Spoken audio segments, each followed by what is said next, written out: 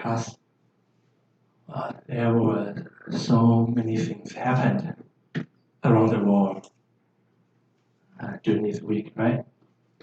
In the United States, we saw, well, at the beginning it was I think in Minnesota. Yeah, in the capital of Minnesota, I think. There was African American being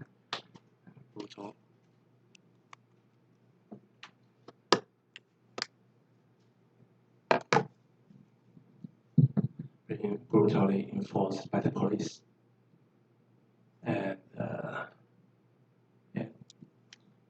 passed away, and it raised concerns around the United States, all around, and there were people protesting and trying to bring up the concerns of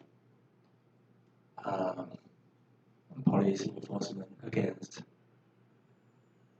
racists. Okay, and there were people,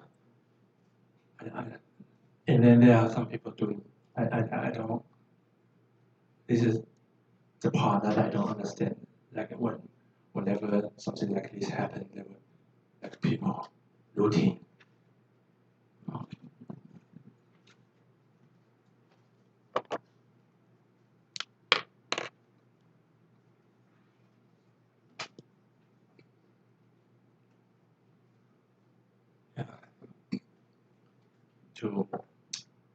When some people are seriously protesting, some people are looting. Looting is like to rob, to steal in the stores. Yeah, I don't see the connection between protesting, police enforcement with looting.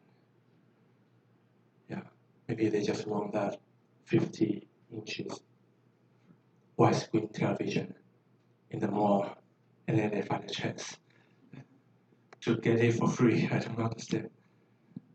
Anyhow, I think in some media, according to some media, President Trump defined the protest as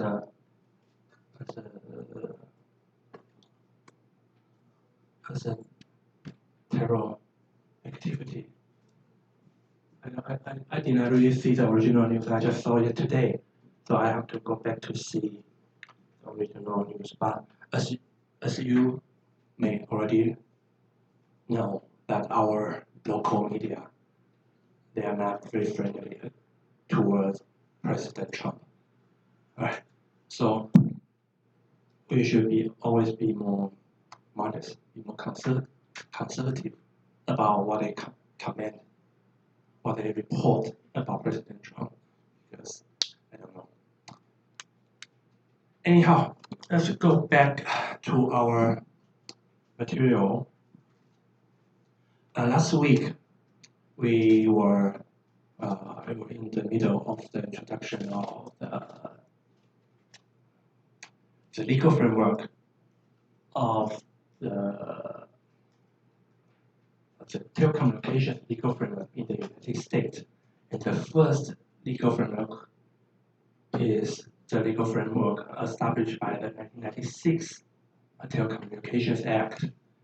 And actually today we are going to finish the regulatory framework in the United States, and hopefully we will go further to some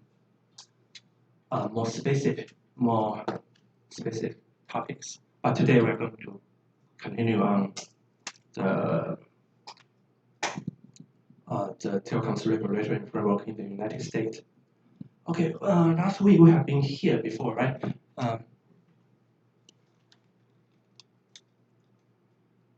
So just to okay. So the first thing to see is that there were different titles between the original Communication Act of 1934 and the Telecommunications Act of 1996. So we should be very cautious when we are going to cite the articles in, especially the titles of the telecommunications law in the United States, because normally compared to Telecommunications Act 1996, Communications Act is a full law.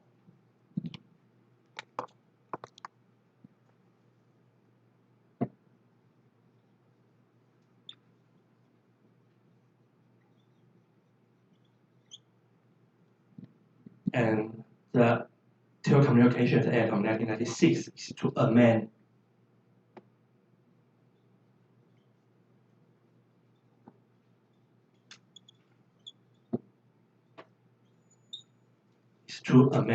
Communications Act of 1934. Therefore, when we are citing the telecommunications law in the United States, we should cite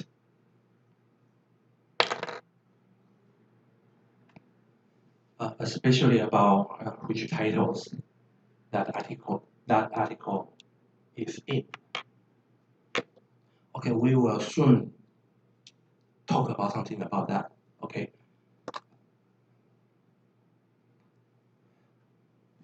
And then, okay, we have gone through this last time, so we'll go very quick.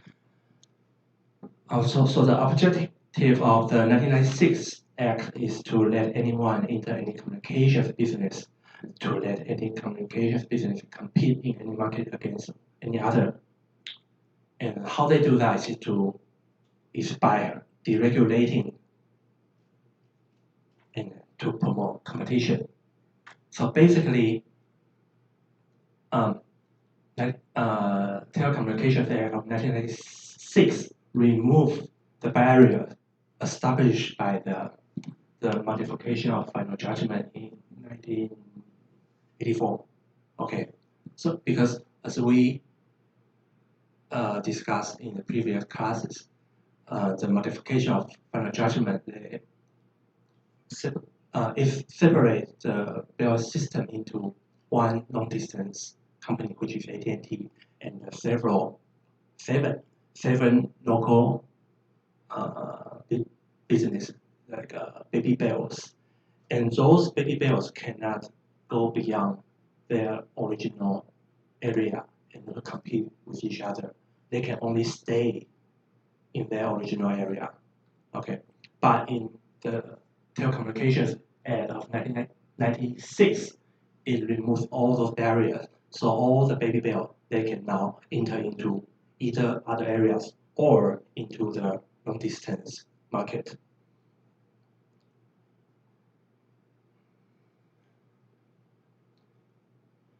And also in Telecommunications Act of 1996, it imposed the incumbent, those like baby bells, those who already have their networks in their original areas. Okay, they impose those incumbents with an obligation to interconnect with its competitors. Okay,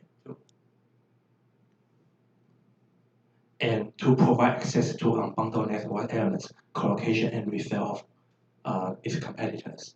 Okay, so basically, if you are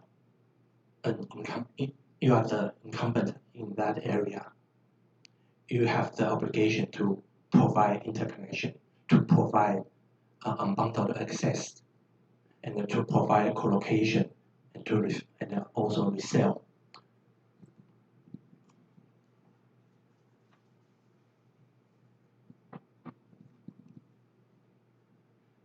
Okay, but there are so many terms because as we have discussed last time, the wordings, the statement in the act, like many other acts in the world, in our country as well, the wordings are usually very concise. It's not very detailed. So especially in the law like this, in the telecommunications law, it involves a lot of details, a lot of like technical terms, and all those terms cannot all be described in the law itself. So the Telecommunications Act of 1996 gives the power delegate to the regulator, FCC, to make its orders, its administrative orders, to define some of the ambiguous terms, such as the technically feasible point. What does